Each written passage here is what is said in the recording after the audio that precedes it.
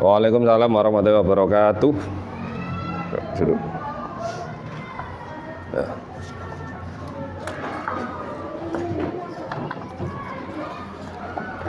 Assalamualaikum warahmatullahi wabarakatuh. Waalaikumsalam warahmatullahi wabarakatuh. Bagaimana kabarnya anak-anak pada pagi hari ini? Baik. Sudah sarapan semuanya tadi?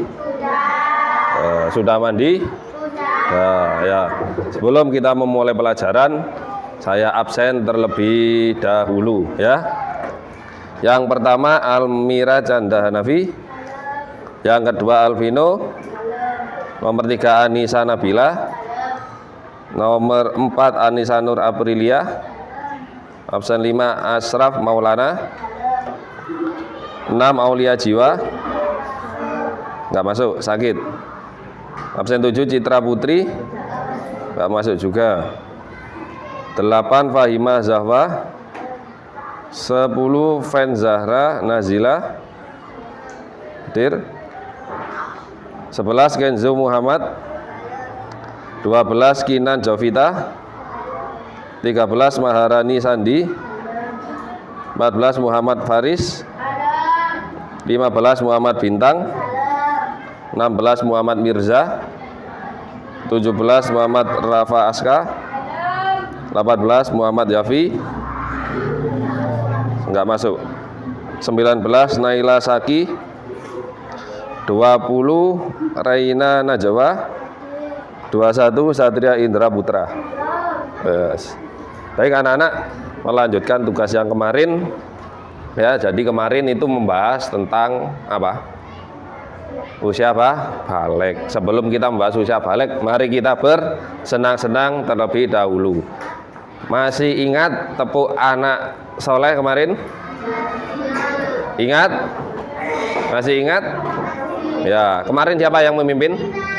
Kinan. Ayo coba Kinan maju ke depan untuk memimpin tepuk anak soleh ya. Ditirukan Kinan semuanya ya. Ya, mulai ayo. 1, 2, 3.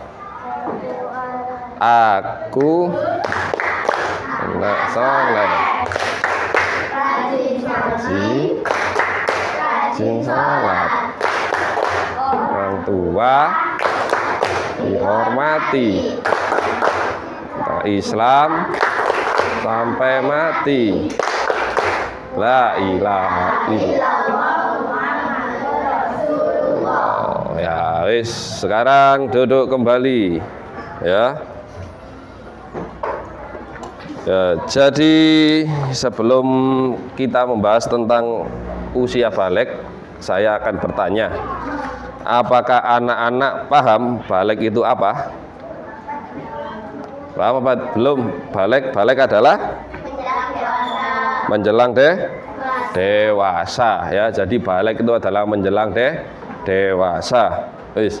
Tanda-tanda balik untuk anak laki-laki dan perempuan apakah sama? Beda. Itu kalau dalam pandangan fikih ya. Untuk anak laki-laki apa tanda-tandanya? Ibasa. Kalau untuk anak perempuan haid atau menstruasi. Wis, itu adalah perbedaannya ya. Kalau dalam pandangan ilmu biologi apa baliknya? Yang pertama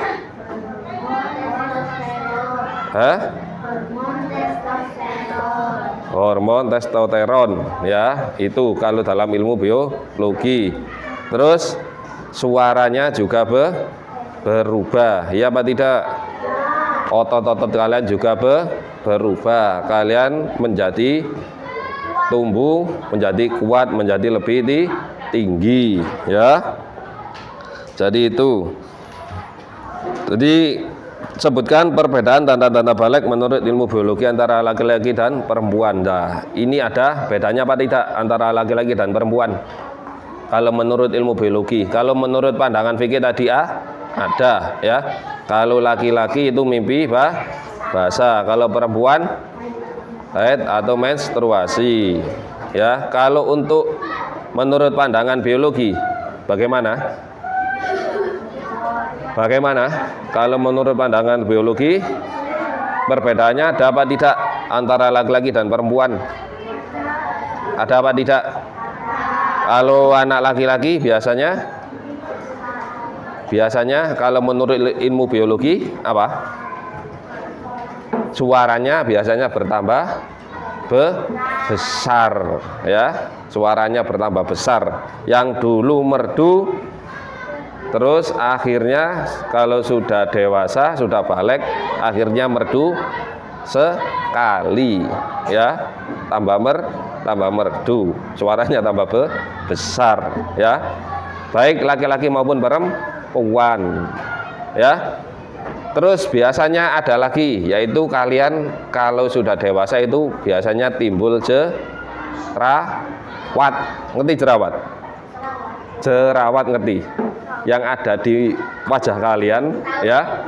Nah, itu merupakan tanda-tanda kalian sudah dewasa, ya.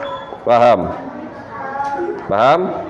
Anak, setelah kalian mengalami masa-masa balik, ya, jadi di situ juga ada larangan, ya. Ketika nanti kalian ada di masa tersebut, untuk perempuan khususnya, ya, karena menstruasi itu paling sedikit biasanya 1 hari 1 malam, paling banyak yaitu berapa hari?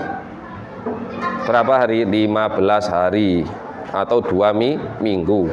Nah, hal tersebut itu ada larangan, ya. Jadi larangan. Jadi ketika anak perempuan itu menstruasi, ya, maka ada sebuah larangan. Yang pertama itu tidak boleh melakukan sholat 5 waktu, ya. Kalau anak perempuan, kalau anak laki-laki tidak ada toleransi. Karena apa?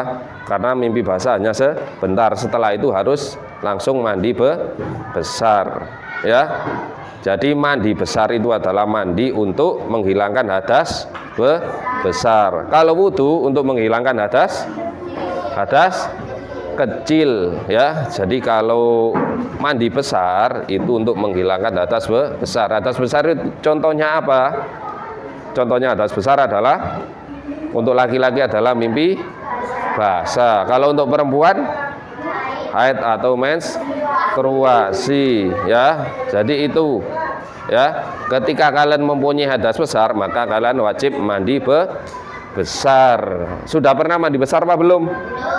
Belum pernah, ya. Jadi sebelum kalian melakukan mandi besar maka kita harus belajar terlebih dahulu, ya. Coba Faris maju ke depan. Faris maju ke depan. Nah, sini.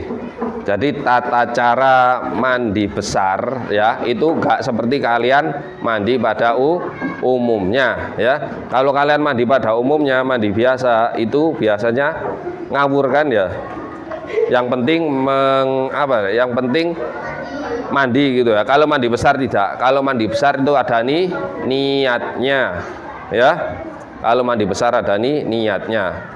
Niatnya adalah nawaitul husla irafil hadasil akbari lillahi ta'ala. Atau kalau nggak bisa bahasa Arab boleh bahasa Indonesia. Saya niat mandi besar menghilangkan hadas besar lillahi ta'ala. Jadi kalau mandi besar, ya, yang pertama, ya, itu kalau kita disunahkan untuk terlebih dahulu adalah wudhu. Sebelum mandi besar kita harus berwudhu terlebih dahulu, ya. Itu sunnah. Setelah wudhu baru mandi, ya. Kalau mandi besar, yang pertama dibasuh itu adalah kaki. Jadi antara lutut sini, ya. Jadi lutut dibasuh. Setelah itu diamkan selama 10 detik. Setelah itu baru sampai pusar, ya. Sampai pusar. Setelah sampai pusar baru sebelah kanan, ya. Sebelah kiri baru seluruh tubuh, ya. Kalau mandi besar seperti itu. Jadi kamu kalau mandi itu langsung apa tidak? Apa langsung kayak di sungai gitu kalau mandi? Enggak. Pakai gayung. Ngerti gayung? Cibuk. Iya, cibuk. Ya. Kalau mandi langsung, langsung dari atas ke bawah. Gimana kalau mandi? Langsung gitu. Oh, jadi kalau mandi besar itu sunahnya ya dari lutut ya disiram terlebih dahulu lutut, kalian tunggu selama 10 detik ya, setelah itu baru kalian basuh lagi di pusar kalian ini ya, kalian basuh tunggu lagi 10 detik baru yang badan bagian kanan dibasuh, setelah itu badan bagian kiri dibasuh, setelah itu baru seluruh tubuh mulai dari ujung rambut sampai kaki ya. Bisa niatnya mandi besar? Belum bisa. Jadi gini, ketika kamu melakukan apa? Basuh yang pertama ya, di dalam hati itu niat, saya niat mandi besar untuk menghilangkan batas besar karena Allah gitu. Ya. Paham? Ya, boleh duduk. Ya. Jadi seperti itu ya. Wis, dengarkan dulu untuk itu ya. Jadi setelah mandi besar itu ternyata ada larangan ya, sebelum kalian suci ya, itu ternyata ada larangannya ya. Jelas. Jadi orang yang sedang hadas besar itu yang pertama tidak boleh melakukan sholat ya. Setelah sholat yang kedua tidak boleh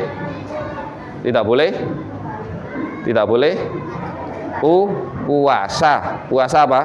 Puasa wajib. Apa puasa wajib? Puasa Ramadan ya. Ketika kalian mempunyai hadas besar maka kalian tidak boleh melakukan yang pertama sholat, kedua puasa Ramadan, yang ketiga tidak boleh apa lagi? Tawaf ya. Ketika kalian pergi haji ya, ketika tawaf kok dalam keadaan hadas besar maka tidak boleh melakukan tawaf ya. Setelah itu kalau di rumah itu tidak boleh ya, sholat yang pertama tadi harus tidak boleh membaca Al-Quran atau memegang Al-Quran, itu tidak boleh ya, karena kalian masih mempunyai hadas besar ya. Sudah paham semuanya? Larangan-larangan untuk orang yang berhadas besar, paham? Yang pertama tadi apa? Pertama tadi sholat, yang kedua puasa wajib ya, yang ketiga memegang Al-Quran atau membaca ya, tidak boleh, yang keempat tawaf bagi orang yang sedang melaksanakan.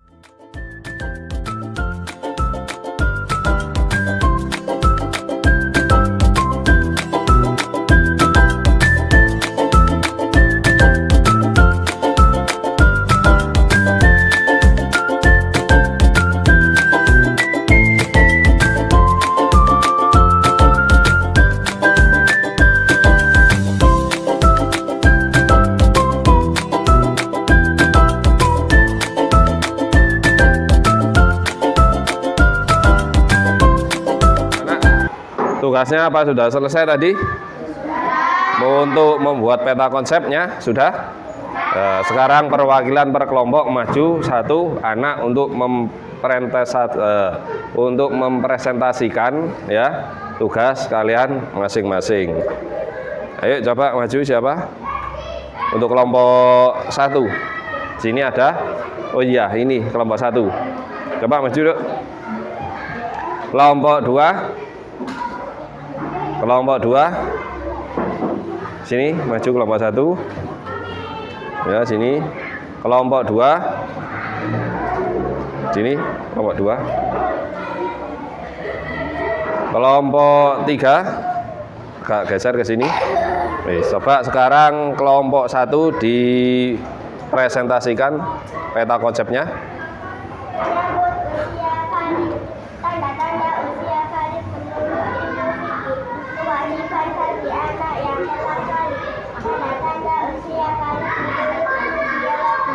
Ya sudah, sekarang kelompok kedua.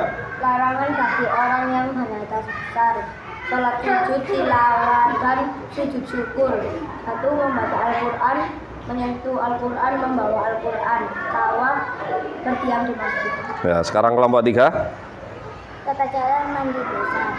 1. Mencuci kedua telapak tangan 3 kali. Mencuci alat kelamin dengan tangan kiri.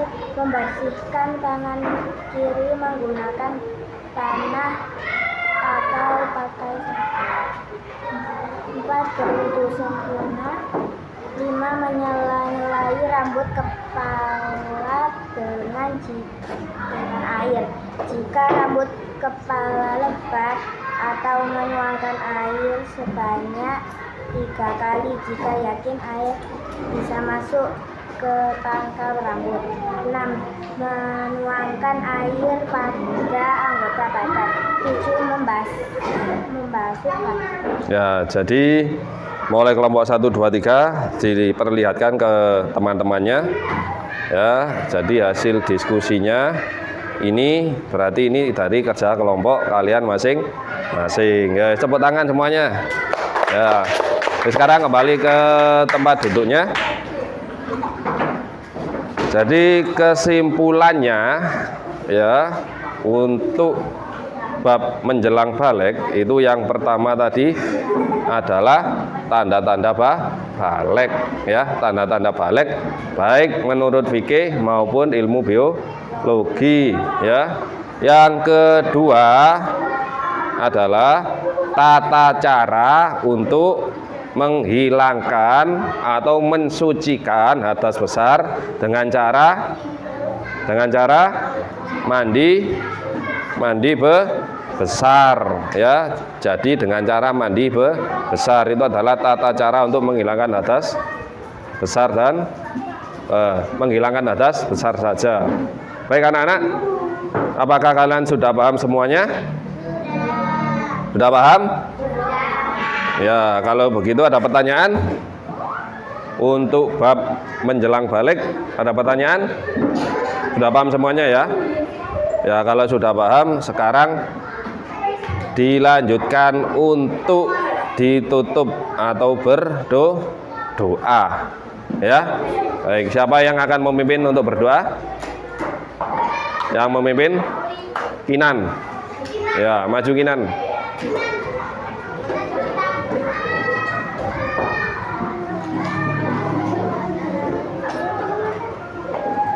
Persiapan.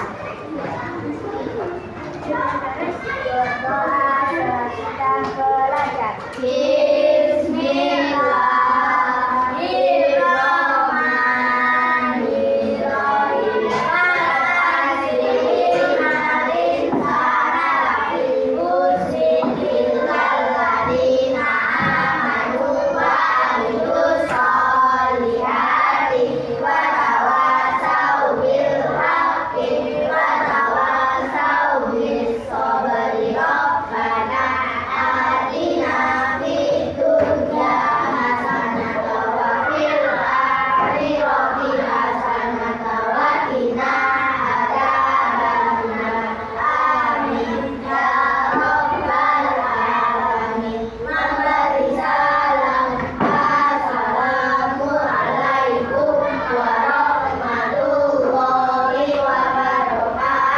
Waalaikumsalam warahmatullahi wabarakatuh. Ya. Wis.